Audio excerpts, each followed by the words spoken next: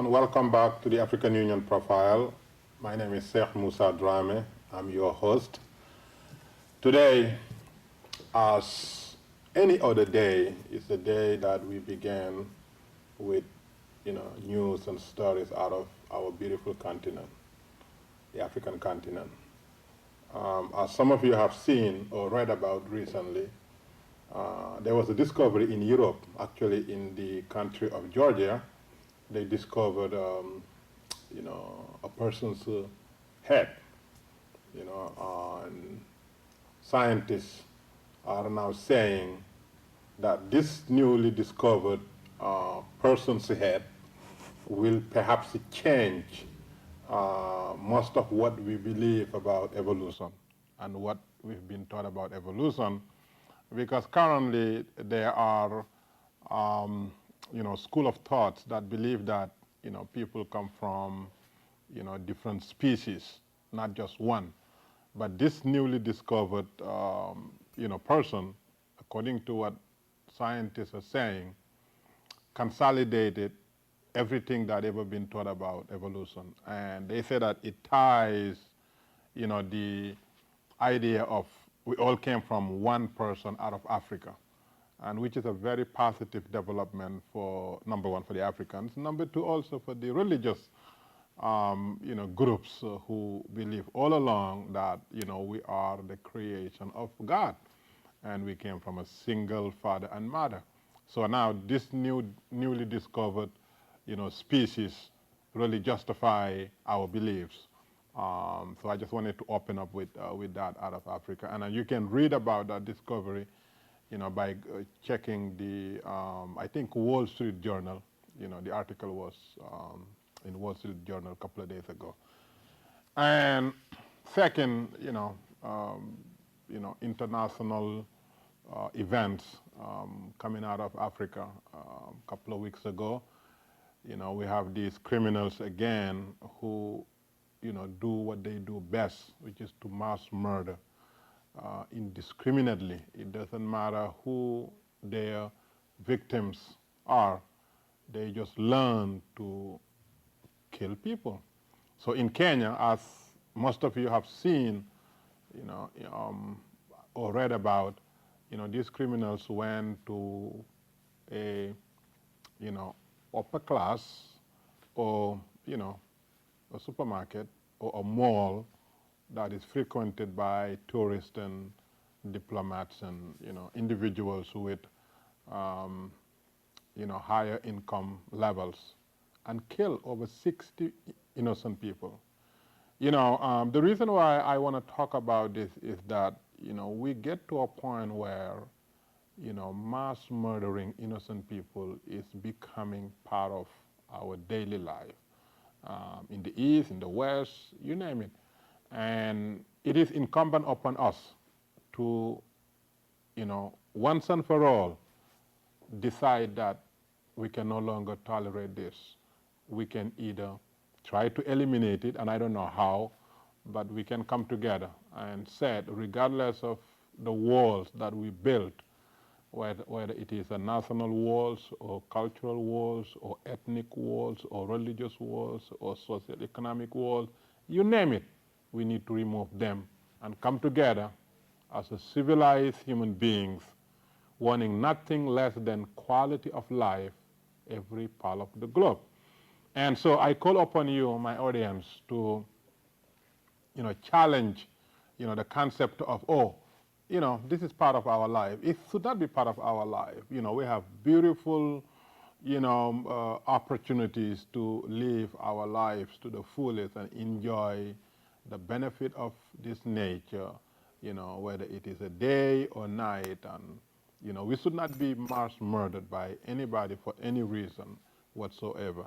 So therefore, I join the international community to condemn, the terrorist act that just took place in Kenya. And I also send my condolences to the Kenyans and to all the families that are directly affected, and to the international, bodies, because unfortunately nowadays, the world has become now a one community. What affects, one person in one part of the world pretty much affect us, wherever we may be. So I just want to, send my condolences to the Kenyans and, to the African Union, and also to pray that, it will not be done again. No, repeat terrorist act in Kenya or anywhere in Africa or anywhere in the world for that matter. And, coming back to my second most talked about topic, which is the Boko Haram in Nigeria.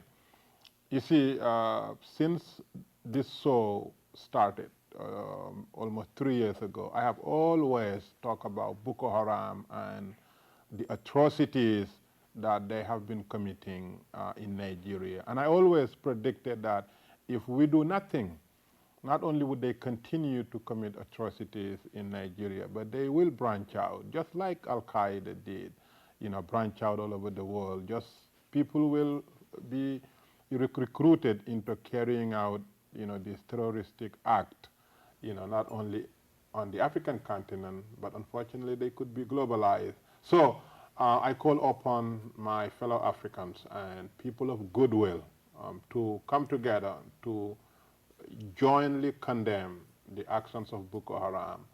We took such action 2.5 years ago by bringing different faith leaders and different community groups and different students and different individuals of goodwill and to join the actions of Boko Haram, which was widely publicized in Nigeria.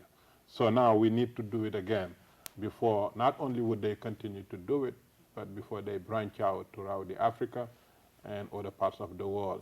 Because do not forget, it took 19 unarmed criminals to change the world. 19 unarmed criminals to change the world.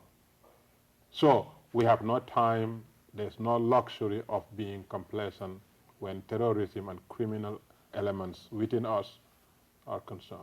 So we need to take proactive, roles in terms of mobilizing our communities. Africa is a place that should never ever be a home to any terroristic groups or terroristic elements, never ever. We should be focusing on economic development, universal education for all, women's empowerment.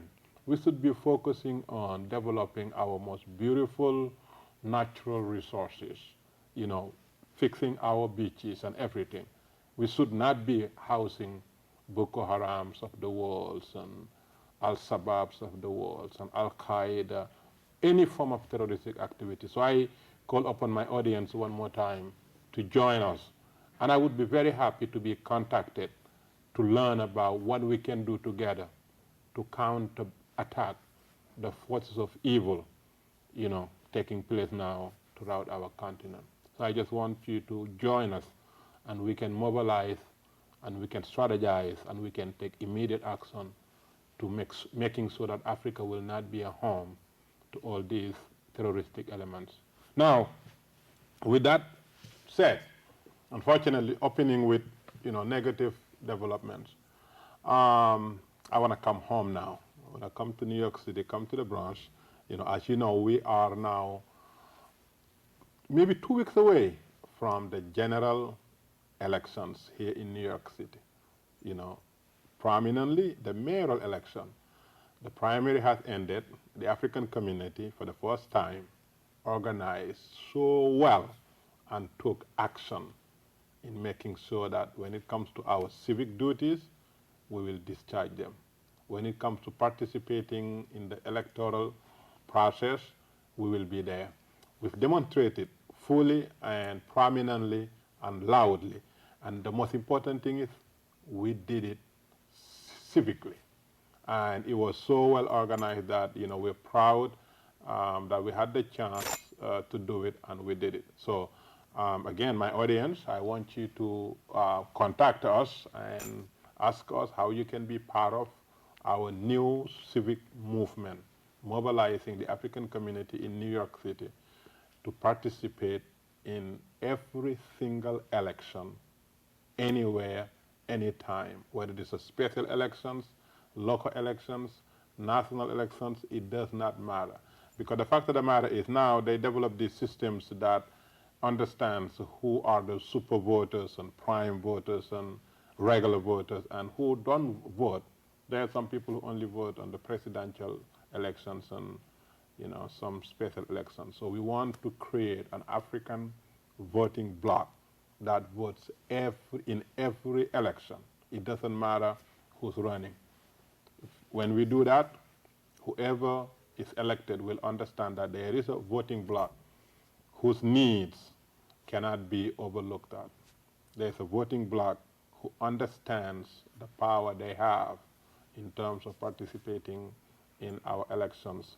There is a voting bloc that we cannot ignore. Their needs must be met immediately to the best of their ability. So I want you to join me using this platform for self-empowerment to making sure that we are known to be very, very heavily participant of the electoral processes.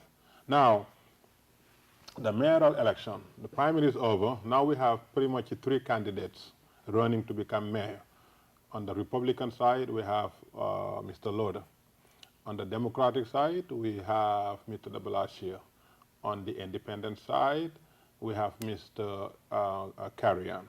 And these are all wonderful, honorable individuals who have earned respect by qualifying to run to become our next mayor.